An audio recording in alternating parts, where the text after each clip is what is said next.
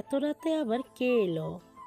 বলে সে দরজার দিকে এগিয়ে যায়। দরজা খুলতেই শামীমা দেখে দরজায় দাঁড়িয়ে কয়েকজন অচেনা মুখ।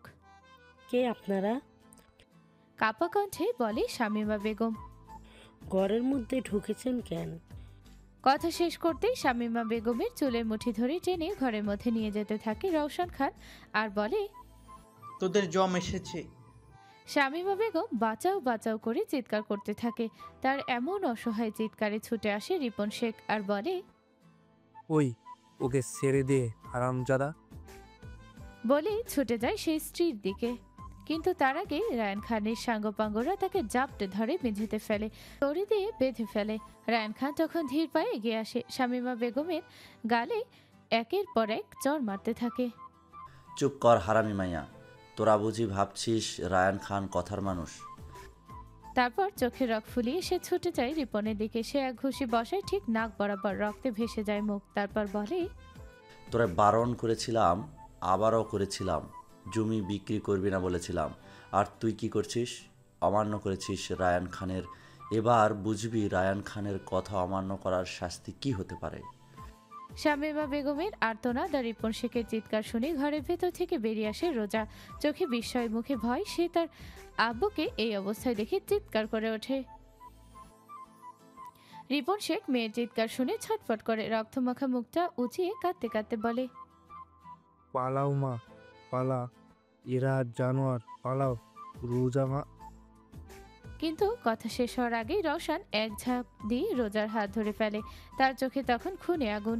রোজা চিৎকার করে উঠতে গেলে রওশন ঠান্ডা গলায় বলে, তোর আব্বারে তো মেরেই ফেলতাম, কিন্তু এত সহজে মারার ভাগ্য কি ওর আছে? সে রিপন শেখের দিকে তাকিয়ে হিংস্রভাবে হেসে বলে, এখন দেখবি কেমন লাগে যখন নিজের চোখের সামনে নিজের মেয়ের বউয়ের ইজ্জত শেষ হয়ে যাবে। তোর আর্তনাতে শুধু ঘরটা কাঁপবে, কিন্তু তুই কিছুই করতে পারবি না। শুধু দেখবি, শুধু চিৎকার করবি আর আমরা হাসবো। ঘরে উপস্থিত সবার মুখে তখন পিশাচের মতো হাসি। রিপন শেখ নিজের মেয়ের দিকে হাত বাড়িয়ে কাঁদতে কাঁদতে বলে, আমারে মাইরা ফেলো বাবা, কিন্তু আমার মেয়েরই ছেড়ে দে। আমি সব ফিরাই দিব, সব। রায়ান রিপন শেখের দিকে একবার তাকিয়ে ঠান্ডা গলায় বলে, তোকে তো আগেই বলেছিলাম, কিন্তু তুই শুনিস নাই। এবার শাস্তি পেতে হবে। তারপর সে রোজার কাছে যায়। রোজা তখনও কিছু বোঝার আগেই রওশন তাকে মাটিতে ফেলে দেয়। শুরু করে রোজার উপর অমানবিক নির্যাতন। রোজার আত্মচিৎকার ভেদ করে দেয় চারপাশ। সাথে সাথেই রায়ান খানও শামীমা বেগমের দিকে তেড়ে যায়। রিপন শেখ দুহাতে শিকল ধরে ছটফট করতে করতে কাঁদে আর বলে, ওদের ছেড়ে দে রায়ান, তুই যা বলিস তাই করব, শুধু ওদের ছেড়ে দে। আমার মেয়ের এমন ক্ষতি করিস না, তোদের পায়ে পড়ি। কিন্তু কেউ শুনছে না। রোজার মুখ চেপে ধরা, তার কণ্ঠরোধ। শামীমা বেগম ফট করে চিৎকার করছে, কিন্তু ঘরের দরজা বন্ধ। চারপাশের দেয়ালগুলো যেন নীরব সাক্ষী হয়ে দাঁড়িয়ে আছে। এই নির্মম অত্যাচার চলতে থাকে দীর্ঘ সময় ধরে। ক্ষতবিক্ষত গলায় রোজা আর্তনাদ করে আরেকবার। তারপর নিস্তব্ধতা। রোজার শরীর নিস্তব্ধ হয়ে পড়ে থাকে মেঝেতে। চোখ খোলা, নিথর। এক ফোঁটা টপ টপ রক্ত মেঝেতে গড়িয়ে পড়ে। রিপন শেখ এক তীব্র আর্তনাদ করে ওঠে।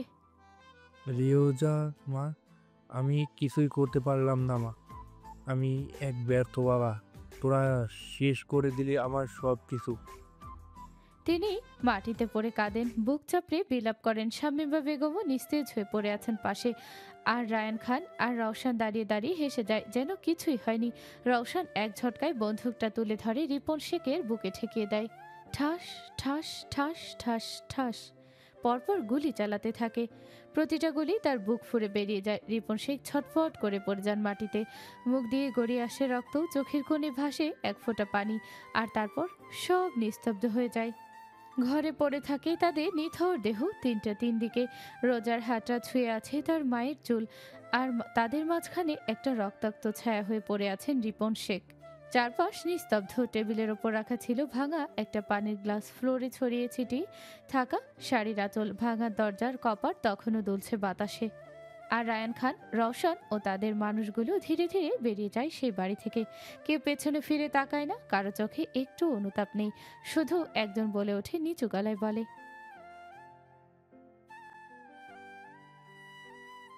তারপর তারা অন্ধকারে মিশে যায়। বাড়িটা পড়ে থাকে ভয়ঙ্কর নিস্তব্ধতায়। রাতটা যেন গিলে ফেলে সব শব্দ, সব আর্তনাদ। দেয়ালের ঘড়িটাও তখন থেমে গেছে ঠিক সেই সময়টাই। রাত 11:47। ঠিক সেই মুহূর্ত যখন এক মেয়ের স্বপ্ন চিরতরে থেমে গিয়েছিল, এবং সেই রাত যার সাক্ষী হয়ে রইল সব কিছুর। একটা নিষ্পাপ মেয়ের চিৎকার, একজন স্ত্রীর আর্তনাদ, একজন বাবার অসহায় কান্না, একটা কালো রাত যার আর কোনোদিন ভোর হবে না। বাড়িটা পড়ে থাকে ভয়ঙ্কর নিস্তব্ধতায়। রাতটা যেন ঘিরে ফেলে সব শব্দ, সব আর্তনাদ।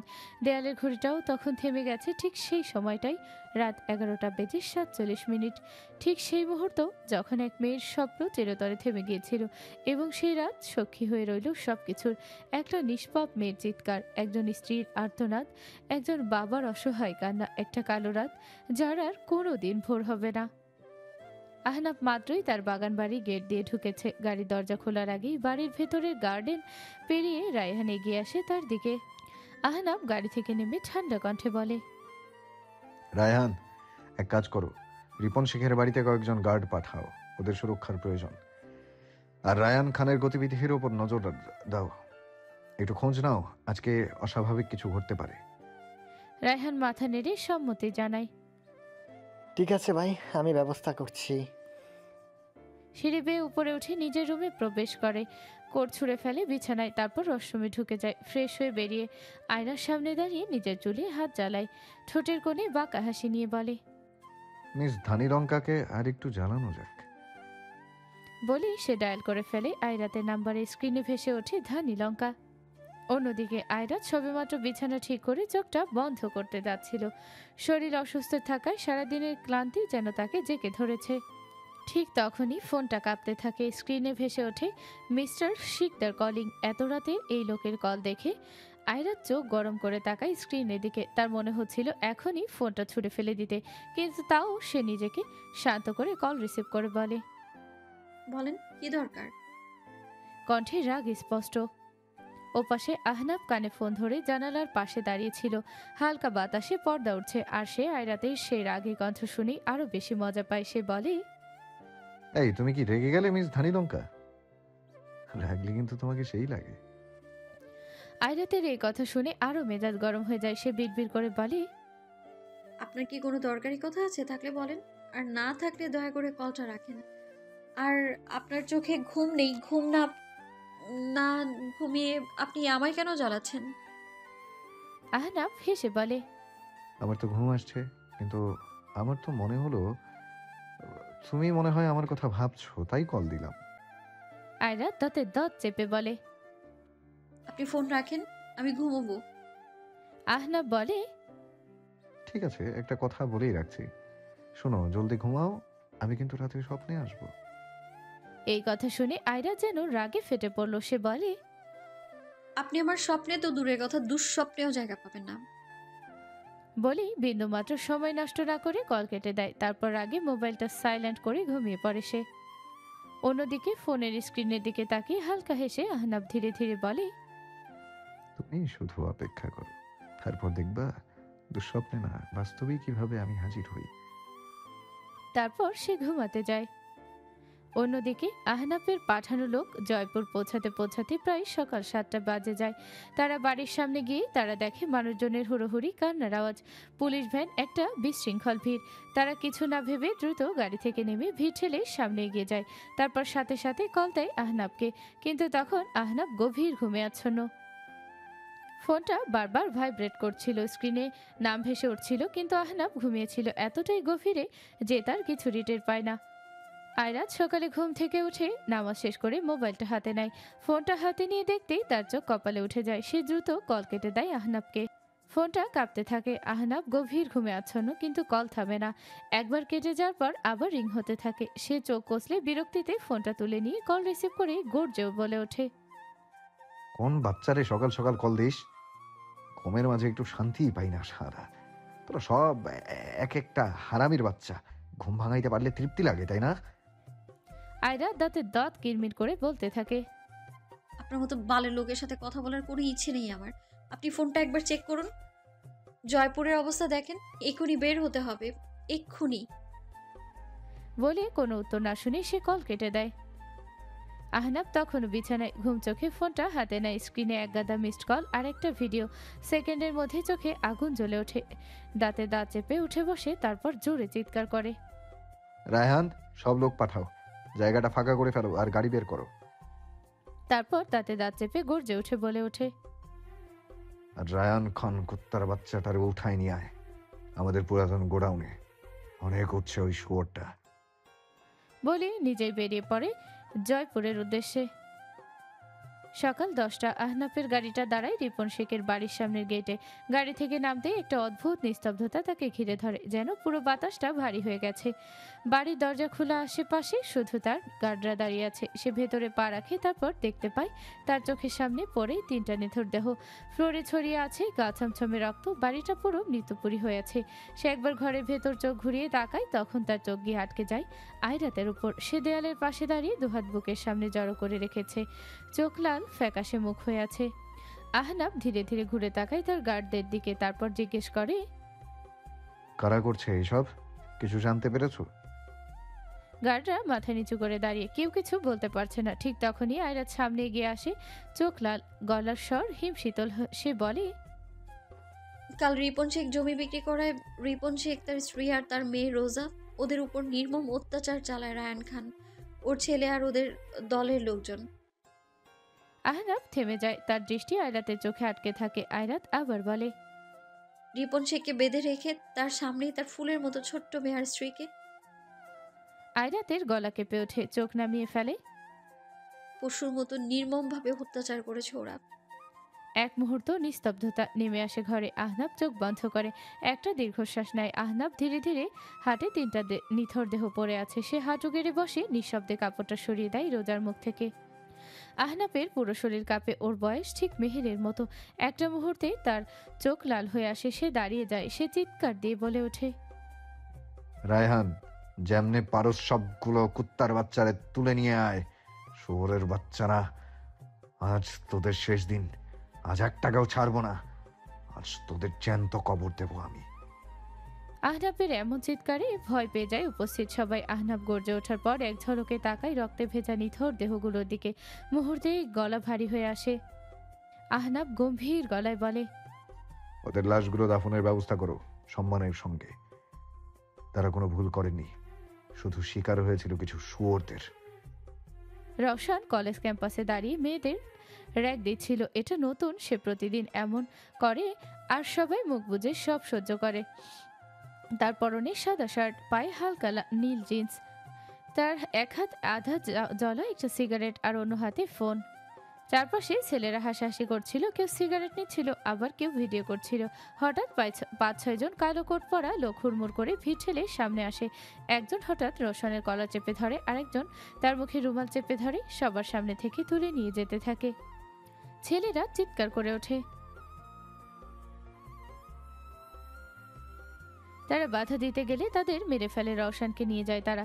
কালো গাড়ির দরজা খুলে রওশনকে ঠেলে ঢুকিয়ে দেওয়া হয়। গাড়ি ঠিক যেমন করে এসেছিল তেমন করেই অদৃশ্য হয়ে যায়। রওশনের মাথা ব্যথায় টনটন করছে। চোখ মেলে বুঝতে পারে সে একটা পুরাতন বাড়িতে আছে। তার হাত পা শক্ত করে বাঁধা পুরনো কাঠের চেয়ারে। চোখের কোণে ফাটা ফাটা সিমেন্ট, দেয়ালে রং উঠে গেছে বহু আগেই। ঘরের ঠিক মাঝখানে একটা হ্যাংলানো বাল্ব জ্বলছে টিমটিম করে।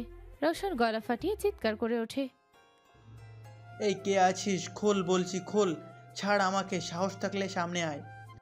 ধীরে ধীরে দরজাটা খোলে। হালকা আলো স্পষ্ট হয় এক নারী মূর্তি। সে ধীরে ধীরে এগিয়ে আসে। তার পরনে কালো জ্যাকেট, কালো জিন্স, পায়ে হেভি বুট, চুলটা পিছনে বাঁধা। মেয়েটা ঠান্ডা গলায় বলে, চিৎকার করে কোনো লাভ হবে না, এখানে তোর ডাক কেউ শোনে না রওশন।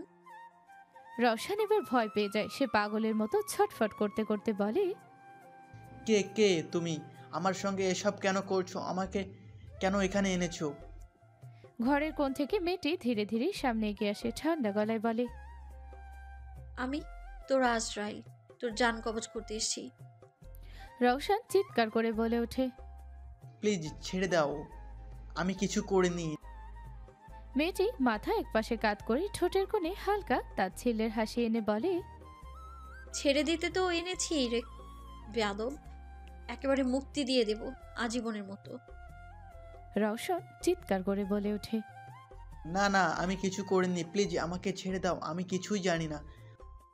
মেয়েটির মুখভঙ্গি মুহূর্তে বদলে যায়। এক ধাক্কায় সামনে গিয়ে সে রওশনের মুখে সজোরে একটা ঘুষি বসিয়ে দেয়। তার দিকে ঘৃণার দৃষ্টিতে তাকিয়ে বলে, তুই কিছু করিসনি। এক বাপের সামনে তার ছোট্ট মেয়েকে ধর্ষণ করে মেরে ফেলেছিস। এক স্বামীর সামনে তার স্ত্রীর ইজ্জত কেড়ে নিয়ে তাকে মেরে দিয়েছিস, আর এখন বলছিস তুই কিছু করিসনি। মেয়েটি এবার হঠাৎ ঠান্ডা স্বরে বলে, এবার দেখবি মৃত্যু যন্ত্রণা কতটা ভয়ঙ্কর হয়। বলেই সে পেছনে দাঁড়িয়ে থাকা এক ছেলেকে চোখে ইশারা করে। ছেলেটি সঙ্গে সঙ্গে একটা ভিডিও কল দেয় রায়ান খানকে। কল রিসিভ হতেই স্ক্রিনে ভেসে ওঠে হাত পা বাঁধা এক যুবক, যার মুখ দিয়ে রক্ত বের হচ্ছে। রায়ান খানের চোখ কোটর থেকে বের হয়ে পড়ার মতো সে চিৎকার করে ওঠে, আমার ছেলে, তুই আমার ছেলেকে ধরে এনেছিস কেন? তোর সাহস কিভাবে হলো রে? আমার ছেলেকে এক্ষুনি ছেড়ে দে। আমার ছেলের একটু ক্ষতি হলে আমি তোদের একটাকেও আমি জীবিত রাখবো না। মেয়েটি মোবাইলের স্ক্রিনের দিকে এক দৃষ্টিতে তাকিয়ে রইল। তার ঠোঁটের কোণে তখনও সেই একই হিংস্র ঘৃণা ভরা শীতল হাসি। মেয়েটি এবার ঠান্ডা গলায় বলে, তোর সামনে, তোর চোখের সামনে তোর ছেলেকে শেষ করবো, যেমনটা তোরা করেছিলি। তারপর তুই বুঝবি নিজের চোখের সামনে নিজের একমাত্র সন্তানকে হারানোর যন্ত্রণা কাকে বলে। সে একটু থেমে আবার বলে, তুই শুধু দেখবি রায়হান খান, কিন্তু তুই কিচ্ছু করতে পারবি না। চিৎকার করবি, আর্তনাদ করবি, কিন্তু কিচ্ছু করতে পারবি না। এ বলে মেয়েটি স্ক্রিনটা সামনে রেখে রওশনের দিকে এগোয়। রওশন হঠাৎ চিৎকার দিয়ে কেঁদে ওঠে আর বলে, বাবা আমাকে বাঁচাও, প্লিজ বাবা আমাকে বাঁচাও। মেয়েটি থেমে যায়। তার চোখে একরার ঘৃণা আর ঠোঁটে একটা বাঁকা এক হাসি। সে নিচু হয়ে রওশনের ডান হাতটা ধরে বলে, এই হাত, এই হাত দিয়ে তুই শুরু করেছিলি, তাই না? বলেই সে পাশে দাঁড়িয়ে থাকা ছেলেটার কাছ থেকে গরম লোহার রডটা নেয়। লালচে আলোয় জ্বলজ্বল করছে সেটার ডগা। এক সেকেন্ডও দেরি না করে সে সোজা রডটা চেপে ধরে রওশনের ডান হাতে। রওশন চিৎকার করে কাঁদতে কাঁদতে বলে, ভিডিও কলেই ওই পাশে তখন রায়ান খান আর্তনাদ করে বলে ওঠে, আমার ছেলে, না না প্লিজ, আমার ছেলেকে ছেড়ে দাও। তুমি যা চাও আমি তাই দেব। তুমি যা বলো তাই হবে। তোমার কত টাকা লাগবে বলো, আমি সব দেব, সব কিছু। মেয়েটি এবার স্ক্রিনের দিকে তাকিয়ে একটা বাঁকা হাসি দেয়। তারপর সে বলে, যা চাইবো তাই দিবি ভেবে বলছিস তো? রায়ান খান তড়িঘড়ি করে মাথা নাড়ে। হ্যাঁ হ্যাঁ, তুমি যা চাইবে তাই, টাকা প্রপার্টি যা লাগে সব। তুমি শুধু আমার ছেলেকে ছেড়ে দাও। মেয়েটা এবার ঠান্ডা গলায় বলে, আচ্ছা তাহলে রিপন শেখ আর তার স্ত্রী আর ছোট্ট রোজাকে জীবিত করে দে। যা এক্ষুনি তাদের ফিরিয়ে আন, তাহলেই আমি তোর ছেলেকে ছেড়ে দেবো। পারবি তো? রায়ান খান মুখটা ফ্যাকাশে করে ফেলে। তার গলা শুকিয়ে যায়। সে বলে, এটা এটা কিভাবে সম্ভব? তারা তো মরে গেছে, আমি কিভাবে মৃত মানুষকে ফিরিয়ে আনবো? মেয়েটা আবার আগুন চোখে তাকিয়ে বলে, তাহলে তোর ছেলেকে মরতে দেখ রায়ান খান, আজ সেই যন্ত্রণা উপভোগ কর। এই বলেই সে একপাশে দাঁড়িয়ে থাকা এক লোককে ইশারা করে। লোকটার সামনে এসে রওশনের সব চুল মুঠো করে ধরে টানতে শুরু করে। চুল উঠে যাচ্ছে, দল বেঁধে, সাথে বের হচ্ছে রক্ত। ব্যথায় চিৎকার করছে রওশন। তার আর্তনাদে পুরো ঘর কেঁপে ওঠে। অন্য পাশে ভিডিও কলে রায়ান খান ভেঙে পড়ছে, বারবার আর্তনাদ করছে আর বলছে, আমার ছেলেকে ছেড়ে দাও, আমি তোমার পায়ে পড়ি। আমি ভুল করেছি, ও আমার একমাত্র বাঁচার আশা। ওকে ছেড়ে দাও প্লিজ। মেয়েটির চোখে তখন আর এক ফোঁটাও দয়া নেই। সে ঠান্ডা গলায় বলে, তাহলে তোর ছেলেকে মরতে দেখ রায়ান খান, আজ সেই যন্ত্রণা উপভোগ কর। রোজা, সেও তো কারো একমাত্র বাঁচার আশা ছিল, তাই না রায়ান খান? কিন্তু তোরা কি করেছিলি? ওর আর্তনাদ শুনেছিলি তোরা? এই বলেই সে একপাশে দাঁড়িয়ে থাকা একজন লোককে ইশারা করে।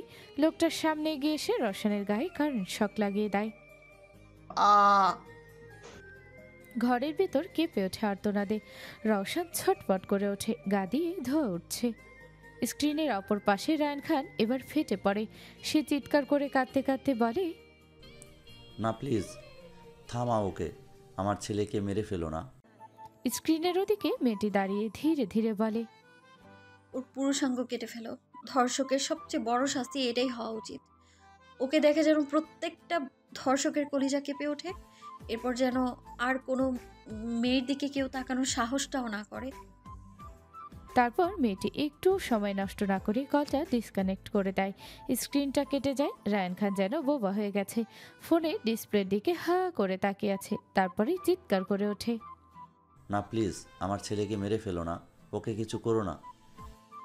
সে বারবার ফোনে কল দিতে থাকে কিন্তু আর কল ঢোকে না। সে ফ্লোরের পর পাগলের মতো হাজারি করতে শুরু করে।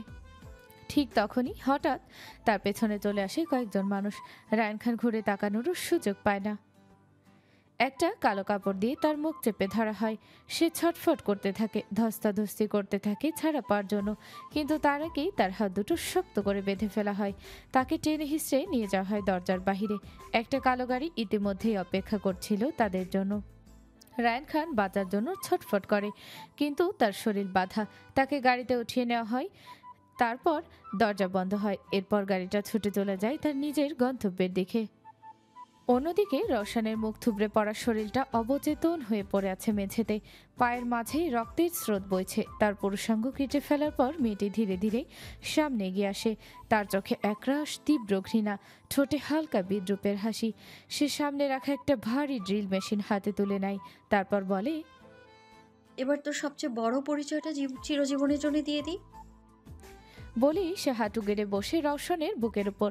রওশনের বুকের মাংস ফেটে ছিটকে পড়ে রক্ত, আর সেই রক্তমাখা বুকের ওপর ধীরে ধীরে ভেসে ওঠে, আমি একজন ধর্ষক। এরপর মেয়েটির হাত থেকে রক্তমাখা ড্রিল মেশিনটা ফেলে দেয় একপাশে। একটা গভীর নিঃশ্বাস নিয়ে সে ফিরে তাকায় নিজের লোকদের দিকে।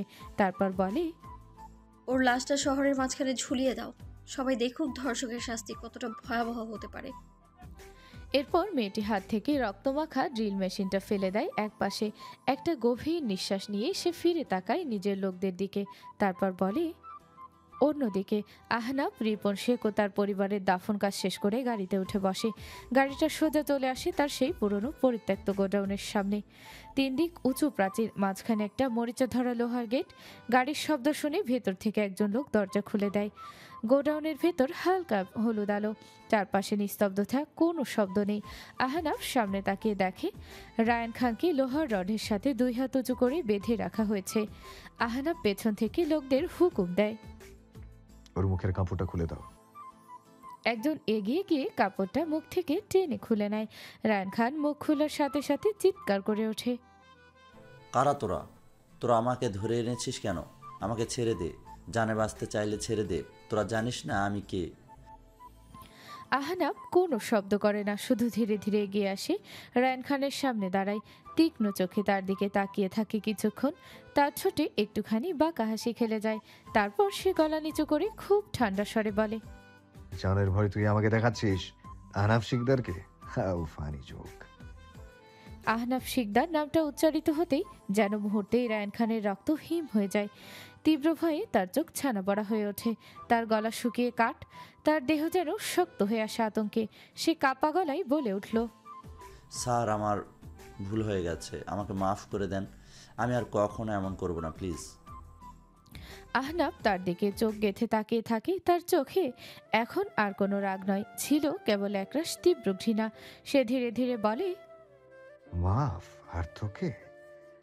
তোকে আমি সেই দিন সাবধান করে দিয়েছিলাম, মনে আছে?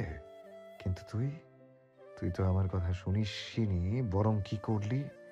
একটা সম্পূর্ণ পরিবারকে নৃশংসভাবে হত্যা করলি।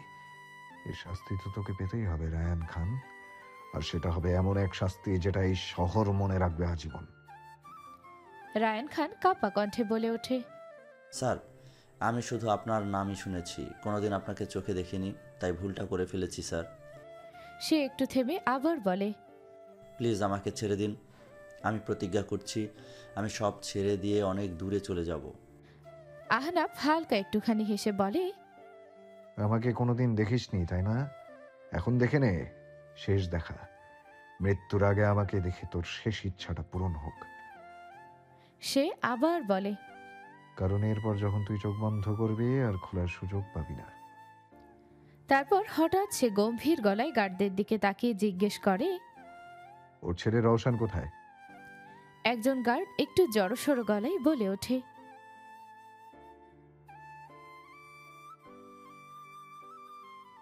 এই কথা বলেই সে রায়ান খানের মোবাইলটা এগিয়ে দেয়। আহনাব ফোনটা হাতে নেয়, ঠান্ডা মুখে স্ক্রিনে তাকায়। ছবিটা দেখে তার চোখ একটু সংকুচিত হয়। তারপর সে ভয়েস নোটটা প্লে করে শুনতে পায়। ওর লাশটা শহরের মাঝখানে ঝুলিয়ে দাও, সবাই দেখুক ধর্ষকের শাস্তি কতটা ভয়াবহ হতে পারে। শোন রায়ান খান, তুই সারা জীবন ছটফট করবি নিজের ছেলের মৃত্যু দেখে, কিন্তু কিচ্ছু করতে পারবি না। ধর্ষকের সবচেয়ে বড় শাস্তিটা তোর ছেলে পেয়েছে, আর এখন বাকি রইলি তুইও তোর শাস্তি পেয়ে যাবি, ঠিক তোর মতো করে ধীরে ধীরে প্রতিটা নিঃশ্বাসে তুই কষ্ট পাবি। এই ভয়েসটা শুনেই আহনাব মুচকি হেসে বলে, ওয়েল ডান, এবার বাকিটা আমি করছি। এই বলে আহনাব ঠান্ডা গলায় বলে, চল তোকে তোর ছেলের কাছে পাঠিয়ে দেওয়ার ব্যবস্থা করি। তারপর এক ইশারায় আহনাব তার লোকদের নির্দেশ দেয়। এক মুহূর্তে ঘরে ঢোকে কয়েকজন। তাদের হাতে থাকে কিছু ধাতব যন্ত্রপাতি, কাচের কন্টেনারে ভর্তি কিছু তরল পদার্থ। একটা জিনিস স্পষ্ট, এটা কোনো সাধারণ মৃত্যু নয়। রায়ান খান কাঁপতে কাঁপতে বলে ওঠে, স্যার না, প্লিজ আমাকে মাফ করে দেন। আহনাব খুব ধীরে এগিয়ে আসে তার সামনে, ঠোঁটে ঠান্ডা একটা বাঁকা হাসি। আহনাব শিকদারের ডায়েরিতে মাফ নামের শব্দটাই নেই। তারপর লোকদের দিকে তাকিয়ে বলে, শুরু করো। প্রথমেই লোকগুলো এগিয়ে আসে রায়ান খানের সামনে। একজন তার চোখের পাতাগুলো টেনে ধরে, অন্যজন সুচটা ঢুকিয়ে দেয় সরাসরি চোখের মণিতে। তার চিৎকারে পুরো ঘর কেঁপে ওঠে। রায়ান খান ব্যথায় ছটফট করতে থাকে। আহনাব ধীরে ধীরে সামনে এগিয়ে এসে দাঁড়িয়ে বলে, এই চোখ দিয়ে তুই কত মেয়ের দিকে নজর দিয়েছিস, তাই না? সে এবার তার হাতের দিকে তাকায়। আর এই হাত দিয়ে তুই কত মানুষের জীবন কেড়ে নিয়েছিস তাদের শেষ নিঃশ্বাস, তাদের আশ্রয়। একজন গার্ডকে ইশারা করে, সেই গার্ড অ্যাসিডের বোতলটা তার হাতে তুলে দেয়। এক ঝলকে ঢেলে দেওয়া হয় রায়ান খানের দুটো হাতের ওপর অ্যাসিড। জ্বলন্ত আর্তনাদে ঘরের দেয়াল থর থর করে কেঁপে ওঠে। রক্ত আর গলিত মাংসের গন্ধে বমি চলে আসে এক গার্ডের। আহনাব এবার তার তোয়ালের কাছে গিয়ে বলে, আর এই জীব দিয়েই তুই হুমকি দিস, মানুষকে ভয়ের মধ্যে রাখিস, তাই না? তারপর সে নিজেই পিনসার হাতে তুলে নেয়। একটা টান, রায়ান খান কাঁপতে থাকে। জিভ নেই, চিৎকার নেই, শুধু গলা দিয়ে আসছে অদ্ভুত গঙ্গানির শব্দ। এবার আহনাব ঠান্ডা গলায় বলে, শেষটা একটু স্পেশাল হওয়া উচিত, তাই না? এক গার্ডকে বলে, ওই কারেন্টের মেশিনটা আনো। মেশিনের কথা শুনতেই রায়ান খান আরো ছটফট করে উঠতে থাকে, কাঁদতে থাকে, মাথা নাড়ায়, কিন্তু কোনো লাভ হয় না। মেশিন বসানো হয় ঠিক তার বুকের মাঝ বরাবর। গার্ড সুইচ টিপতেই শরীরটা একবার ঝাঁকিয়ে ওঠে যায় বাতাসে। তারপর এক বিকট শব্দে তার বুকের মাঝখান ফেটে যায়। হাড় ছিন্ন ভিন্ন হয়ে ছড়িয়ে পড়ে চারপাশে। লাল রক্ত ফাউন্টেনের মতো ছিটকে ছুঁড়ে পড়ে দেয়ালে, ছাদে আর মেঝে জুড়ে। একটা মুহূর্তেই ঘরটা যেন রক্তে ডুবে যায়। গার্ডরাও চমকে সরে যায় পিছনে। কারো মুখে কথা নেই, চোখে বিস্ময় আর ভয়ের ছাপ। আহনাব শান্তভাবে হাঁটতে হাঁটতে রক্তমাখা লাশের সামনে এসে দাঁড়ায়। তারপর গলার স্বর শক্ত করে বলে, ওরে শহরের মাঝখানে ঝুলিয়ে দে, সবাই দেখুক ধর্ষণের শাস্তি কতটা ভয়ঙ্কর হতে পারে। এবার কেউ যেন মেয়েদের গায়ে চোখ তুলে দেখার সাহস না পায়। তার লোকেরা মাথা নিচু করে সম্মতিসূচক মাথা নাড়ে। আহনাব আর এক মুহূর্ত অপচয় না করে পেছন ঘুরে হাঁটা শুরু করে। তারপর সে গাড়ি নিয়ে বের হয়ে যায় গোডাউন থেকে। সময় ও স্রোত বহমান, কেউ কারোর জন্য থেমে থাকে না। এই কদিনে অনেক কিছু পাল্টে গেছে। আহনাব আর আয়াতের নতুন কোম্পানির কাজ প্রায় শেষের দিকে। আর মাত্র 7 দিন, তারপরেই জমকালো ওপেনিং সেরিমনি। আয়রাত নিজেদের স্বপ্নের প্রজেক্টকে বাস্তব রূপ দিতে দিন রাত এক করে ফেলছে। আর অন্যদিকে রাইসা, তার জীবন যেন একেবারে এলোমেলো। ডক্টর আইমানের সঙ্গে প্রতিদিনই ঝগড়া হয়। যে এক গোপন মিশনে হসপিটালে ঢুকেছিল, এতদিনেও কোনো অগ্রগতি নেই, কোনো খোঁজ নেই, ওই দলের কোনো ক্লু নেই। সে ক্রমেই হতাশ হয়ে পড়ছে। তারপরে আবার ডক্টর আইমানের প্যারা। সে আর এত প্যারা সহ্য করতে না পেরে সিদ্ধান্ত নেয় সে এই হসপিটালের কাজ ছেড়ে দিবে। সে চলে যায় ডক্টর আইমানের কেবিনে। সে দরজা ঠেলে ঢুকে সরাসরি বলে, আমি রিজাইন দিতে চাই স্যার, এই চাকরি করা আমার পক্ষে সম্ভব হচ্ছে না। ডক্টর আইমান ঠান্ডা চোখে তাকায় তার দিকে। কোনো উত্তেজনা নেই, হালকা হাসি দিয়ে টেবিলের উপর থেকে একটা কাগজ এগিয়ে দেয় তার দিকে। রাইসা অবাক হয়ে কাগজটা নেয়, চোখ বড় হয়ে যায় তার। কাগজে লেখা আমি রাইসা রহমান এই প্রতিষ্ঠানে কমপক্ষে 1 বছর চাকরি করব। যদি আমি এই সময়ের মধ্যে চাকরি ছেড়ে দেই তাহলে 10 লক্ষ টাকা জরিমানা দিব, আর তা দিতে না পারলে অফিস কর্তৃপক্ষ যেই শাস্তি দিবে আমি তা মাথা পেতে নেব। নিচে বড় বড় অক্ষরে রাইসা রহমানের সই। রাইসা রাগে গর্জে উঠে বলে, আমি তো এমন কোনো কাগজে সাইন করিনি, এটা মিথ্যা।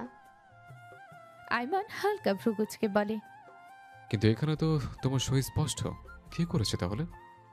এখন চিন্তা করো তুমি কি করতে চাও, রিজাইন না 10 লাখ টাকা?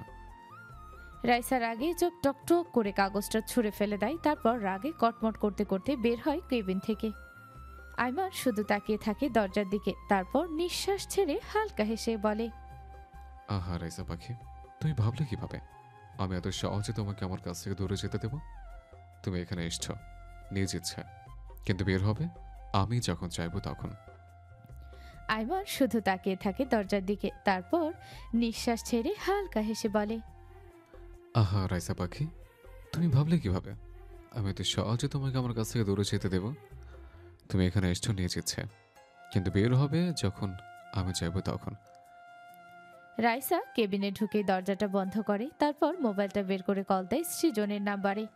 ওপাশ থেকে সৃজন ফোন রিসিভ করতে রাইসা কোনো ভনিতা না করে সোজা বলে, একটা কাজ করো সৃজন, এখনই ব্যাংকে যাও। আমার অ্যাকাউন্ট থেকে আমি তোমার অ্যাকাউন্টে 10 লাখ টাকা পাঠাচ্ছি, তুমি তুলে নিয়ে এসো। সৃজন একটু থমকে অবাক হয়ে গিয়ে বলে, 10 লাখ? এত টাকা হঠাৎ কি হয়েছে, আর কোথায় বা নিয়ে আসবো? রাইসা ঠান্ডা গলায় বলে, লোকেশন টেক্সট করছি, এখন বলার সময় নেই, আমি অপেক্ষা করছি, জলদি এসো। বলেই সে আর 1 সেকেন্ড সময় না নিয়ে ফোন কেটে দেয়। 10 মিনিটের মাথায় সৃজন এসে পৌঁছায় রাইসার পাঠানো লোকেশনে। সে মোবাইল বের করে কল করে রাইসাকে। আমি চলে এসেছি, কোথায় তুমি? কল কাটতেই হসপিটালের গেট দিয়ে বেরিয়ে আসে রাইসা। রাইসা সৃজনের দিকে তাকিয়ে বলে, টাকাটা দাও। সৃজন ব্যাগটা এগিয়ে দেয়, তারপর বলে, রাইসা, কি হয়েছে? রাইসা সৃজনের কথা শেষ করতে না দিয়ে ব্যাগটা হাতে নিয়ে সোজা হসপিটালের ভেতরে চলে যায়। সৃজন হতভম্ব হয়ে দাঁড়িয়ে থাকে, সে কিছুই বুঝতে পারে না। রাইসা সোজা চলে যায় তার কেবিনে, তারপর ড্রয়ার খুলে তার রেডি করা রিজাইন লেটার বের করে নেয়। সব কিছু নিয়ে সে সোজা চলে যায় আইমানের কেবিনে। দরজায় নক না করেই সে কেবিনে ঢুকে যায়। আইমান চোখ তুলে তাকানোর আগে রাইসা টেবিলের উপর রাখে তার রিজাইন লেটার আর টাকার ব্যাগটা। তারপর সে ঠান্ডা কণ্ঠে বলে, স্যার, আমি আজ থেকেই চাকরি থেকে রিজাইন করছি। এই রিজাইন লেটার আর আপনার এগ্রিমেন্ট অনুযায়ী 10 লাখ টাকা। বলেই সে আর 1 সেকেন্ড দেরি না করেই কেবিন থেকে বেরিয়ে যায়। রাইসা কেবিন থেকে বের হতেই আইমান একটুখানি বাঁকা হাসি দিয়ে বলে, তুমি আমার থেকে কত দূরে পালাবে রাইসা পাখি? তোমাকে তো আমার কাছে বন্দি হতেই হবে, আজ নয় কাল, একদিন হতেই হবে। রাইসা হসপিটাল থেকে বের হতেই দেখে সৃজন এখনো ঠিক আগের জায়গাতেই দাঁড়িয়ে আছে। সৃজন রাইসাকে দেখে একটু এগিয়ে আসে আর জিজ্ঞেস করে, কি হয়েছে রাইসা, এত টাকা তড়িঘড়ি করে কেন চাইলে? হসপিটালে কি সমস্যা হয়েছে? রাইসা হালকা একটু হাসার চেষ্টা করে, তারপর বলে, কিছু না সৃজন, সামান্য একটা ঝামেলা হয়েছিল, আমি ম্যানেজ করে নিয়েছি। তারপর আবার বলে, তুমি বাড়ি চলে যাও, আমি বাড়ি যাচ্ছি। বলেই ধীরে ধীরে হেঁটে চলে যেতে থাকে। অন্যদিকে আয়রাতের ফোনটা হঠাৎ বেজে ওঠে। ডিসপ্লেতে লেখা ওঠে আম্মু কলিং। সে দ্রুত কল রিসিভ করতেই ওপাশ থেকে তার মা মিসেস আতিয়া রহমান উত্তেজিত কণ্ঠে বলে ওঠে, আয়রাত, আজকে মনের আকত, তুই জলদি জলদি বাড়িতে চলে আয়। আয়রাত স্তব্ধ হয়ে যায় কিছু মুহূর্তের জন্য, তারপর অবাক কণ্ঠে জিজ্ঞেস করে, হঠাৎ করে ওর বিয়ে কেন? আর এত ছোট থাকতে বিয়ে দিচ্ছ কেন? ও কি আদৌ রাজি, নাকি তোমরা জোর করে বিয়ে দিচ্ছ? ওপাশ থেকে মিসেস আতিয়া রহমান একটু বিরক্ত হয়ে বলে ওঠে, না না, ও রাজি আছে, তুই বেশি প্রশ্ন না করে জলদি চলে আয়। বলেই তিনি কল কেটে দেন। আয়রাত ফোনটা কানে ধরে কিছুক্ষণ স্থির হয়ে দাঁড়িয়ে থাকে, মনে মনে শুধু একটা প্রশ্ন ঘুরপাক খায়, মন কি সত্যিই রাজি, নাকি তাকে জোর করে রাজি করানো হয়েছে? আয়রাত আর দেরি না করে বাইক দিয়ে রওনা দেয় বাড়ির উদ্দেশ্যে। বাড়িতে পৌঁছে দেখে ঘরে হালকা ভিড়। এতদিন পর আয়রাতকে দেখে আত্মীয় স্বজনের মুখে বিস্ময়ের ছাপ। অনেকেই আবার আর চোখে তাকায়, কেউ কেউ তো পাশ থেকে চাপা গুঞ্জন তোলে। কিন্তু আয়রাত সেদিকে মোটেও পাত্তা না দিয়ে সোজা চলে যায় তার আম্মুর কাছে। তারপর একরাশ বিরক্তি নিয়ে তার আম্মুকে জিজ্ঞাসা করে, আম্মু, এত তাড়াতাড়ি মনের বিয়ে কেন দিচ্ছ? তার মা এক নিঃশ্বাসে বলে ওঠেন, এই জায়গায় ছেলেপেলেগুলোর স্বভাব তো তুই জানিসই। 2 দিন আগে কলেজ যাওয়ার সময় রাস্তায় নাকি কিছু ছেলে ওর পথ আটকে দিয়েছিল, আর সাথে হুমকিও দিয়েছে। সেই ভয়েই তোর ছোট আম্মু জলদি বিয়ের ব্যবস্থা করে ফেলেছে। ছেলেটা ভালো, চাকরিও করে। আয়রা তৎছিলের হাসি দিয়ে বলে, এবারও কি চাকরির ট্যাগ শুনেই রাজি হয়ে গেলে, নাকি একটু খোঁজ খবর নিয়েছো? ঠিক তখনই পাশ থেকে তার ছোট আম্মু সুমনা বেগম এগিয়ে এসে বলেন,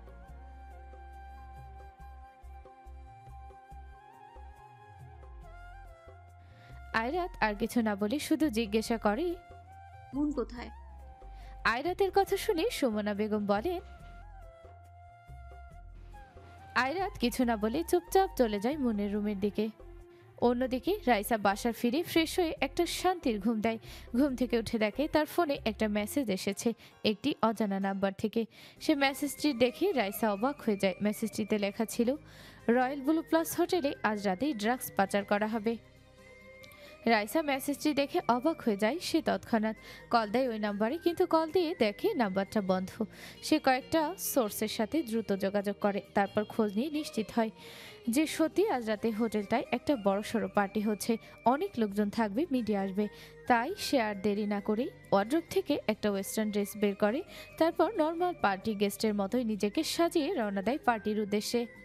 রাইসা হোটেলে পৌঁছে দেখে ভেতরটা রীতিমতো মানুষে গম গম করছে। চারপাশে আলো আর লোকজনের কোলাহল, সব মিলিয়ে একটা ঝলমলে পরিবেশ। সে ধীরে ধীরে ভিড় ঠেলে পার্টির একটা কোনায় গিয়ে দাঁড়িয়ে আশেপাশের সব কিছু খেয়াল করতে থাকে। ঠিক তখনই তার পাশে এসে দাঁড়ায় একজন। সে মাথা ঘুরিয়ে তাকিয়ে দেখে পাশে দাঁড়িয়ে আছে আইমান শিকদার। রাইসা কিছুটা অবাক হয়ে ভ্রু কুঁচকে বলে, আপনি আপনি এখানে কি করেন? আইমান হালকা বাঁকা হাসি দিয়ে বলে, অ্যাসিস্ট্যান্ট যেখানে, বস তো সেখানে থাকবে। রাইসার মুখ থমথমে হয়ে যায়। সে গম্ভীর গলায় বলে, আমি এখন আর আপনার অ্যাসিস্ট্যান্ট না, মিস্টার আইমান। আইমান ঠোঁটে চেনা সেই চমৎকার হাসি। সে বলে, তুমি মানো কি না সেটা আমার জানা দরকার নেই, আমি এখনো মানি তুমি আমার অ্যাসিস্ট্যান্ট। আর তুমি জানো আমি যা মানি সেটা শেষ পর্যন্ত থাকে। রাইসা চোখ সরিয়ে নিয়ে মুখ শক্ত করে বলে, আপনার সাথে কথা বলা মানেই বেকার, অযথা সময় নষ্ট করা। আইমান একটু ঝুঁকে রাইসার কানের কাছে ফিসফিসিয়ে বলে, আর তুমিও জানো আমি কখনো বেকার কথা বলি না।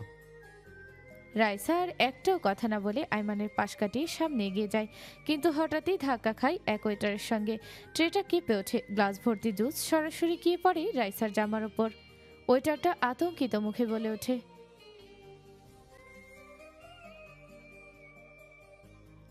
রাইসা প্রথমে রেগে কিছু বলতে গিয়ে থেমে যায়, চোখ দুটো বন্ধ করে গভীর নিঃশ্বাস নেয়, তারপর শান্ত স্বরে বলে, ইটস ওকে। তারপর সে আবার ওয়েটারের কাছে জিজ্ঞাসা করে, ওয়াশরুমটা কোন দিকে? তখন পাশে দাঁড়িয়ে থাকা আইমান বলে ওঠে, চলো আমি তোমাকে ওয়াশরুমটা দেখিয়ে দিই।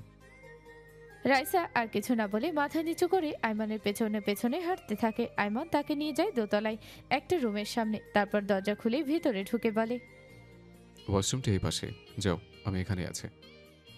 বলে ওখানে বসে বসে অপেক্ষা করতে থাকে, আর রাইসা ওয়াশরুমে গিয়ে জামা পরিষ্কার করতে থাকে। জামা পরিষ্কার করে ওয়াশরুম থেকে বের হতেই হঠাৎ রুমে ঢোকে 3 জন অপরিচিত লোক, চোখে সন্দেহের ঝিলিক, হাতে পুলিশ পরিচয়পত্র। রাইসা একটু দ্বিধা নিয়ে প্রশ্ন করে, আপনারা কারা, এখানে কি করছেন? তাদের একজন সামনে গিয়ে এসে সোজাসুজি বলে ওঠে, আমরা পুলিশ, আর আসল প্রশ্ন হচ্ছে তোমরা এখানে কি করছো? আইমান তখন ঠান্ডা মাথায় উত্তর দেয়, আমরা এখানে আমাদের অফিসিয়াল কাজে এসেছি। তখনই এক পুলিশ সদস্য ঠোঁটে কুৎসিত হাসি এনে বলে, কি কাজ তা তো খুব ভালো করেই বোঝা যাচ্ছে, হোটেলে এসে এক রুমে, তাও আবার একসাথে। রাইসা চোখ রাঙিয়ে বলে ওঠে, দেখেন আপনারা যা ভাবছেন বিষয়টা মোটেই সেরকম নয়। তখনই একজন পুলিশ বলে ওঠে, এসব বেহায়াপনা করতে আসিস হোটেলে, তোর বাবা মা জানে? আইমান এবার একটু গলা শক্ত করে বলে, আপনারা কিন্তু লিমিট ক্রস করছেন। পুলিশ বলে ওঠে, তোদের আবার লিমিট, লজ্জা করে না এসব করতে এসে? রাইসা এবার সামনে এগিয়ে এসে বলে, আমি কে আপনারা তো জানেন না, কোন সাহসে এরকম কথা বলছেন? তুই আবার কে রে দেখি? বলে পুলিশটা তার দিকে এগিয়ে আসে। রাইসা ততক্ষণে ব্যাগ থেকে আইডি কার্ড বের করতে যায়, কিন্তু সে থমকে দাঁড়ায়। তার কার্ড নেই। তুই কে সেটা তো দেখাতেই পারলি না, এখন মুখ বন্ধ রাখ, বলে একজন পুলিশ। রাইসা ঠোঁটে ধীরে ধীরে। আপনারা খুব বড় একটা ভুল করছেন। এই অন্যায়ের ফল ভালো হবে না কিন্তু। ফল ভালো হবে না খারাপ হবে তা পরে দেখা যাবে, আগে তোদের ব্যবস্থা করে নেই। তাদের একজন সঙ্গে সঙ্গে একটা ফোন করে। মাত্র কয়েক মিনিটের মধ্যে একজন কাজে এসে হাজির হয় রুমে। তারা ঠান্ডা গলায় বলে, তোদের সামনে দুইটা অপশন হয়, এখনই বিয়ে কর, নয়তো তোদের সোজা থানায় নিয়ে যাব। তারপর রাইসার দিকে তাকিয়ে আর একটা লোক বলে,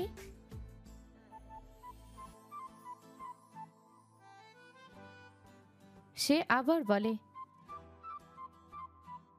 রাইসার গলা ধরে আসে। সে রাগে কাঁপতে কাঁপতে বলে, আপনারা কিন্তু অনেক বড় ভুল করছেন। এর ফল খুব খারাপ হবে।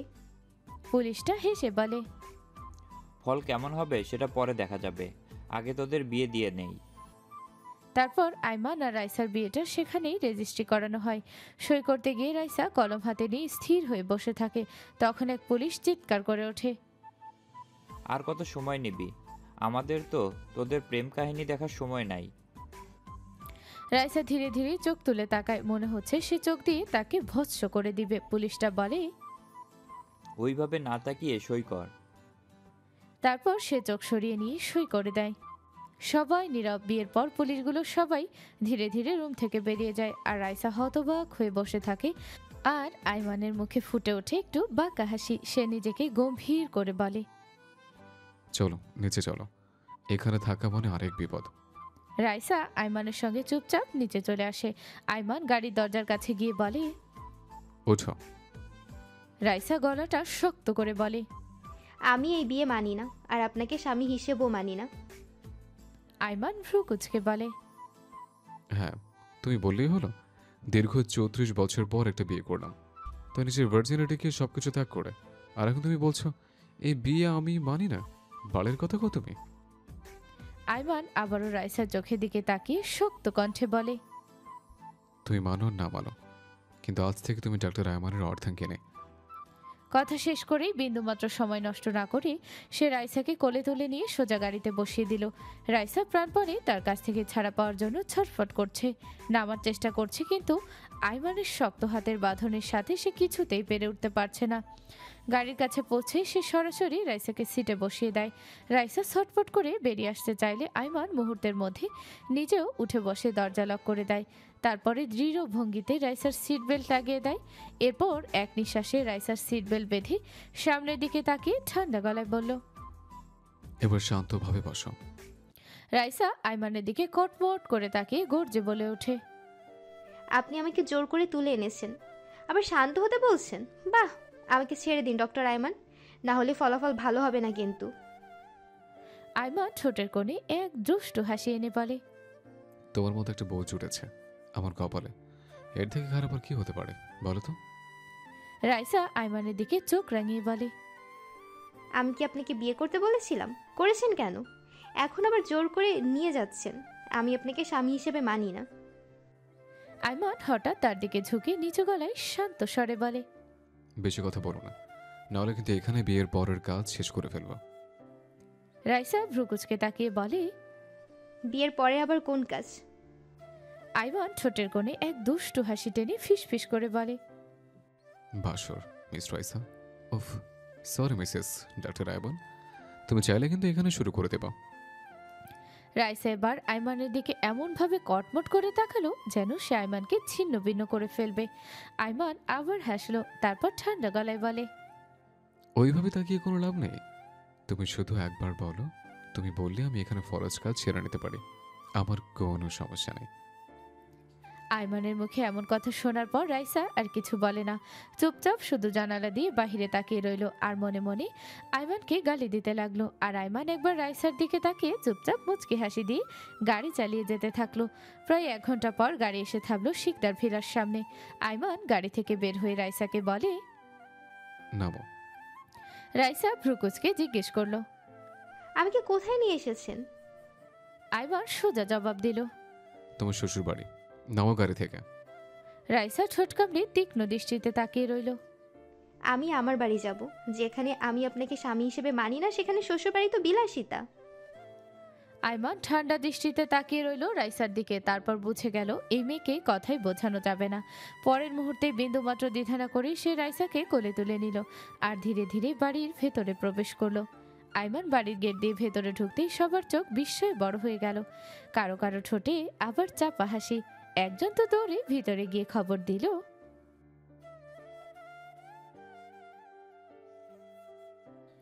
মুহূর্তের মধ্যেই খবর ছড়িয়ে পড়লো পুরো বাড়িতে। উপরে থেকে মেহের এক দৌড়ে সিঁড়ি বেয়ে নেমে এলো।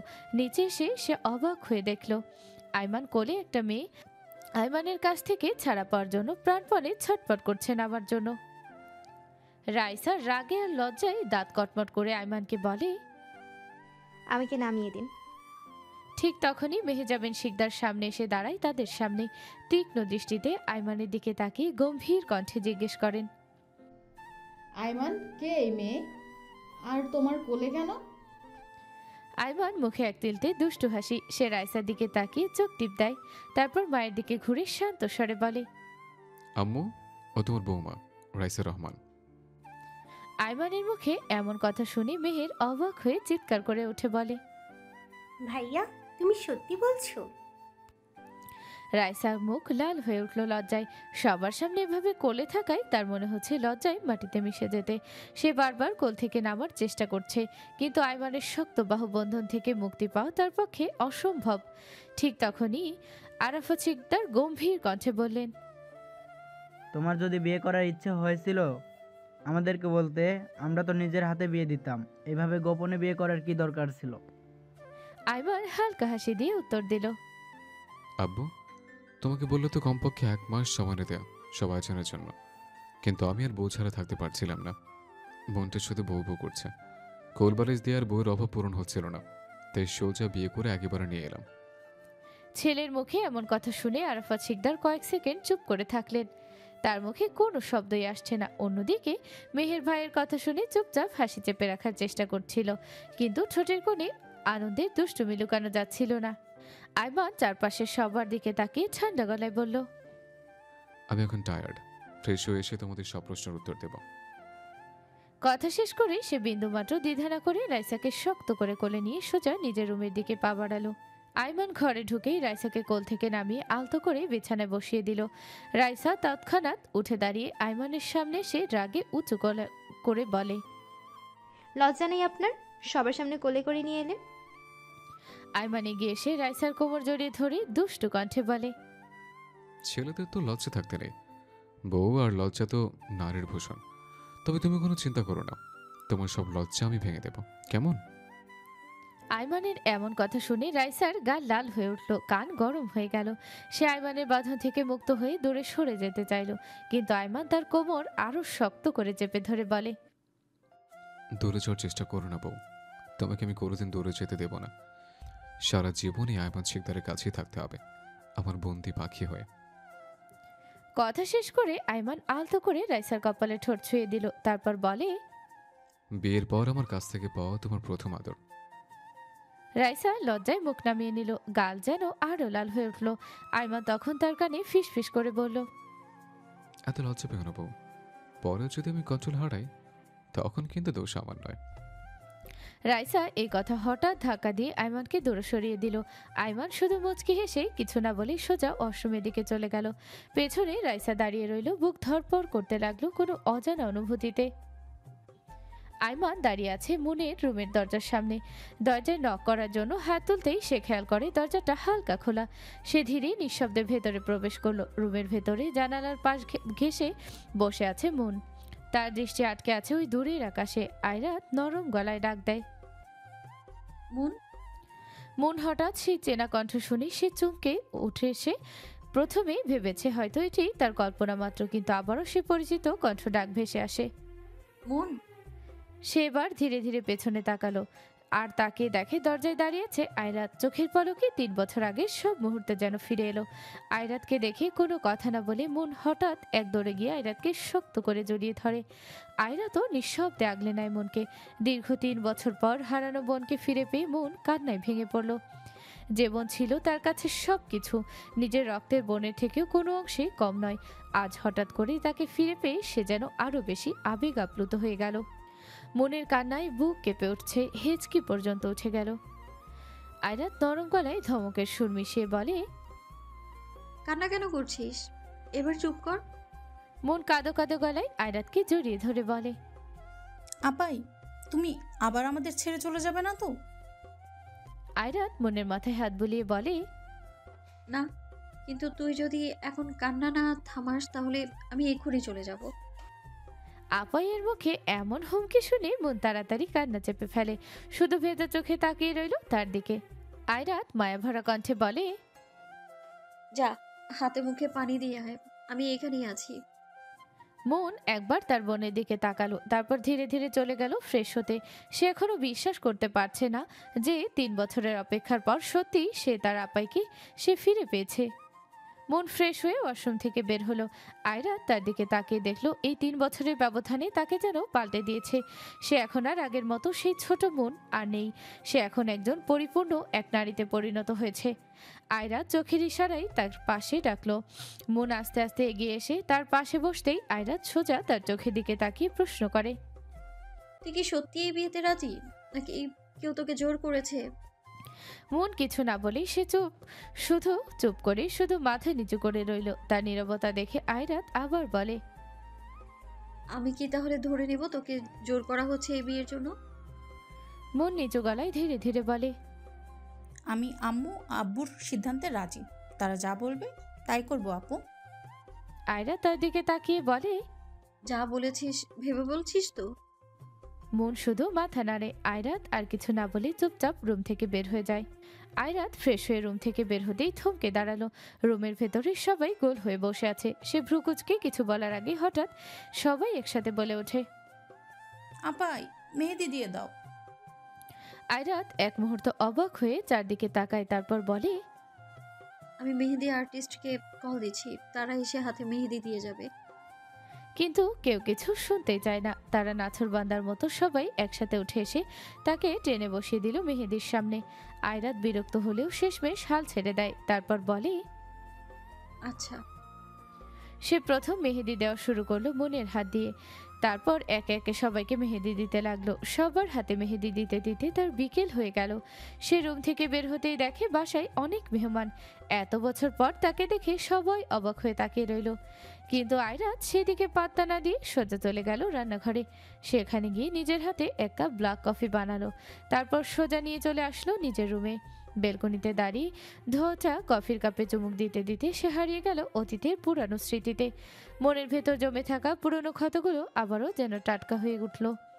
ঠিক তখনই দরজা ঠেলে ভেতরে ঢুকলো মিসেস আতিয়া রহমান। তিনি বলেন, আয়রা, তুই একটা সুন্দর 3 পিস পরে নে, এখনই তো বোনের শ্বশুর বাড়ির লোকজন এসে পড়বে। আয়রা তার আম্মুর দিকে তাকিয়ে ধীরে ধীরে বলে, আমি যা পরে আছি তাতে খারাপ কি আছে? আতিয়া রহমান একটু অপ্রস্তুত হয়ে বললেন, খারাপ না, কিন্তু তাও নতুন মানুষজন আসবে, তারা কি না কি বলবে। আয়রা ঠোঁট বাঁকিয়ে তার ছেলের হাসি দিয়ে বলে, মানুষের কথা? এখনো তোমরা মানুষের কথা ভাবো? এই মানুষের কথা শুনেই তো আমার জীবনটা নষ্ট করলে। সমাজ কি বলবে এই ভয়ে আমায় উৎসর্গ করে দিয়েছিলে, আর আজও সেই একই কথা।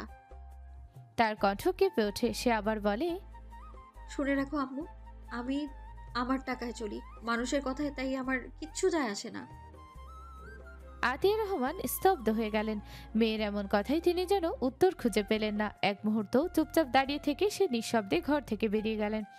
আর আয়রাত আকাশের দিকে তাকিয়ে রইল। কফির শেষ চুমুক দিয়ে সে কাপটা নিয়ে বের হয় রুম থেকে বাহিরে বের হতেই সে দেখতে পেল মনের শ্বশুরবাড়ির লোক সবাই এসে গেছে। ড্রয়িং রুম ভর্তি মানুষ, সবাই ব্যস্ত তাদের আপ্যায়নের কাজে। হাসি আড্ডায় পুরো বাড়ি সরগরম। আয়রাত সেদিকে খেয়াল না করে চলে যায় কিচেনের দিকে। সে কিচেনে যেতেই সুমনা বেগম এগিয়ে আসে তার কাছে, তার হাতে একটা প্লেট। সে প্লেট আয়রাতের হাতে ধরিয়ে দিয়ে বলে,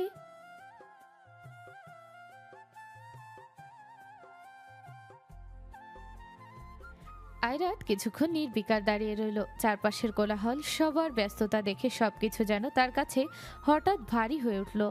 যেমনটা অতীতে হয়েছিল, সে নিজেকে শক্ত করে নেয়। তারপর খাবারের প্লেট হাতে ধীর পায়ে রওনা দেয় মুনের রুমের দিকে। দরজার কাছে গিয়ে দেখতে পেল ভেতরে অনেক মানুষ জড়ো হয়েছে। সবার মাঝে নতুন কনের সাজে বসে আছে মুন। আয়রাত ভেতরে ঢুকে মুনের কাছে এগিয়ে গেল। তাকে দেখে সে ঠোঁটে হাসি ফুটিয়ে বলে, মাশাআল্লাহ। তারপর সে ধীরে ধীরে নিজের হাতে থাকা একটা আংটি খুলে নিল। তারপর মুনের হাতে দিয়ে বলে, হুট করে বিয়ের জন্য কিছু আনতে পারিনি বুনো, এটা আমার পক্ষ থেকে তোর জন্য একটা ছোট্ট উপহার। কথা শেষ হওয়ার সঙ্গে সঙ্গেই মন আর নিজেকে সামলাতে পারল না। সে হঠাৎ আয়রাতকে জড়িয়ে ধরে কান্নায় ভেঙে পড়ল। আয়রাত কিছু বলে না, সে শুধু চোখ বন্ধ করে ছোট্ট করে নিঃশ্বাস নেয়। তারপর তার হাতে রাখা খাবারের প্লেটটা পাশে দাঁড়ানো এক মহিলার হাতে দিয়ে ইশারা করে বলে, ওকে খাইয়ে দিও। বলেই সে আর এক মুহূর্ত দেরি না করে রুম থেকে বের হয়ে গেল। রুম থেকে বের হতেই হঠাৎই কারোর সাথে ধাক্কা খায়। আয়রাত সে পড়ে যেতে নিলে একটা হাত তাকে আঁকড়ে ধরে ফেল। সে চোখ তুলে তাকাতেই দেখে মিস্টার শিকদার। আহনাফের ঠোঁটে এক রহস্যময় হাসি। সে নিজ গলায় বলে ওঠে, আমার কাছে আসতে তোমার এত ভালো লাগে বললেই পারতে মিস ধানিলঙ্কা। এভাবে পড়ে যাওয়ার অভিনয় করতে হবে না। তুমি বললে আমি নিজেই তোমাকে ছুঁয়ে দেবো। আহনাফের মুখে এমন কথা শুনে আয়রাতের চোখ কটমট করে তাকায় তার দিকে। তারপর বলে, আমার জীবনে এত কালো দিন নামেনি এখনো যে আপনার মতো মানুষের গায়ে পড়ার জন্য দুর্বল হয়ে পড়ব। বলেই সে পাশ কাটিয়ে চলে যেতে লাগলো। ঠিক তখনই আহনাফ তার হাত চেপে ধরে বলে, কালো দিন নামার দরকার নেই ধানিলঙ্কা। আমি চাইলে তোমার সোনালী দিনকেও এক মুহূর্তে অন্ধকার করে দিতে পারি। আয়রাত এক ঝটকায় নিজের হাত ছাড়িয়ে নিয়ে তীক্ষ্ণ গলায় বলে, সময় হলে দেখা যাবে কে কার দিন অন্ধকার করে দেয়। সে একটু চুপ থেকে ভ্রুকুচকে আবার বলে, আপনি এখানে কেন? আহনাফ তার চোখের দিকে তাকিয়ে বলে, আমারও তো একই প্রশ্ন, তুমি এখানে কেন? আয়রাত ভ্রুকুচকে বলে, আমি আগে জিজ্ঞেস করেছি তাই উত্তরটাও আপনাকেই আগে দিতে হবে। আহনাফ বাঁকা হাসি দিয়ে বলে, লেডিজ ফার্স্ট, তাই তুমি আগে বলো। আয়রাত এবার একরাশ বিরক্তি নিয়ে বলে, আপনার মতো ফালতু লোকের সাথে কথা বলার বা সময় অপচয় করার কোনোটাই ইচ্ছে নেই আমার। বলেই সে তাকে পাশ কাটিয়ে দ্রুত চলে যায়। আয়রাত পাশ কাটিয়ে চলে যেতে গেলেই আহনাফ বাঁকা হাসি দিয়ে বলে ওঠে, একদিন তুমি এই ফালতু লোকের সাথে কথা বলার জন্য চাতক পাখির মতো অপেক্ষা করবে মিস ধানিলঙ্কা। আয়রাত থেমে যায়। তারপর পেছনে ঘুরে তাকিয়ে ঠান্ডা গলায় বলে, আপনি জেগে জেগে স্বপ্ন দেখতে থাকেন মিস্টার শিকদার, আর আপনার এই স্বপ্ন কোনোদিনও পূরণ হবে না। আহনাফ হালকা হেসে বিড়বিড় করে বলে, দেখা যাক হয় কিনা। আহনাফও ধীরে ধীরে এগিয়ে আসে বিয়ের স্টেজের দিকে। ঘরোয়া আয়োজন হলেও হালকা সাজানো হয়েছে সবকিছু। কাজী সাহেব বসে আছেন, সবাই নিঃশব্দে তাকিয়ে আছে মনের দিকে। মনকে স্টেজে আনা হয়। সে একপাশে বসে অঝরে কাঁদছে। কাজী বারবার কবুল বলার জন্য তাকে তাগাদা দিচ্ছেন, কিন্তু সে কান্নার ফলে কিছুই বলতে পারছে না। ঠিক তখন আয়রাত তাকে চোখের ইশারায় শক্ত থাকতে বলে। তারপর সে চোখ মুছে অবশেষে কাঁপা গলায় বলে ওঠে, কবুল। সবাই স্বস্তির নিঃশ্বাস ফেলে। বিয়ের আনুষ্ঠানিকতা সম্পন্ন হয়। এরপর নতুন জামাইকে ঘিরে সবাই হাসি আনন্দ আর আপ্যায়নে মেতে ওঠে। সবার ভিড় থেকে দূরে এক কোনায় দাঁড়িয়ে নিশ্চুপে সবকিছু দেখছিল আয়রাত। তার চোখে এক অদ্ভুত মিশ্র অনুভূতি, কোথাও যেন তৃপ্তি, আবার কোথাও যেন ভারী হাহাকার। হঠাৎই পিছন থেকে একটা দুষ্টু মিষ্টি কণ্ঠ ভেসে আসে, এখানে একা একা দাঁড়িয়ে কি করছো ধানিলঙ্কা? দেখো, তুমি চাইলে আমিও তো আজকে এইভাবে জামাই আদর খেতে পারতাম। আয়রাত অবাক চোখে তার দিকে তাকিয়ে বলে, মানে? আহনাফ ঠোঁটে বাঁকা হাসি এনে বলে, মানে তো সোজা। মানে হলো, আজ যদি তুমি রাজি থাকতে তাহলে আমিও এখন এই নতুন জামাই হয়ে সবার আদর খেতাম। আয়রাত বিরক্ত হয়ে চোখ কুঁচকে বলে, আপনার কি খেয়ে কোনো কাজ নেই নাকি? আর আপনি এখানে আসছেন বা কেন? আহনাফ হাত গুটিয়ে দাঁড়িয়ে ঠান্ডা ভঙ্গিতে উত্তর দেয়, আমি এখানে থাকবো না তো কে থাকবে? যতই হোক বরের বড় ভাই বলে কথা, আমার তো থাকা লাগবেই। কথা শেষ করে হঠাৎ দুষ্টুমি ভরা চোখে আয়রাতের দিকে তাকায়। তারপর আবার একটা চোখ টিপ দিয়ে ধীরে ধীরে বলে, আজ থেকে তুমি কিন্তু আমার বেআইন হলে ধানিলঙ্কা। আয়রাত একরাশ বিরক্তি নিয়ে দাঁতে দাঁত চেপে বলে, তা বিয়াই হয়েছেন বলে এখন কি আপনাকে কোলে নিয়ে নাচবো? আহনাব নির্লিপ্ত ভঙ্গিতে তার দিকে তাকিয়ে হাসে, তারপর বলে, তুমি কিন্তু আমাকে কোলে নিতে পারবে না ভ্যানি লঙ্কা, তবে তুমি চাইলে আমি কিন্তু তোমাকে কোলে নিয়ে নাচতে পারবো। আমার কিন্তু একটুও সমস্যা নেই। আয়রা রাগে গা কাঁপতে কাঁপতে বলে, যত সব ঢং, দেখলেই গা জ্বলে যায়। বলেই সে রাগে ফুঁসতে ফুঁসতে পাশ কাটিয়ে চলে যায়। আহনাব তার চলে যাওয়ার দিকে তাকিয়ে মুচকি হেসে পেছন থেকে গলা ছেড়ে গান ধরল।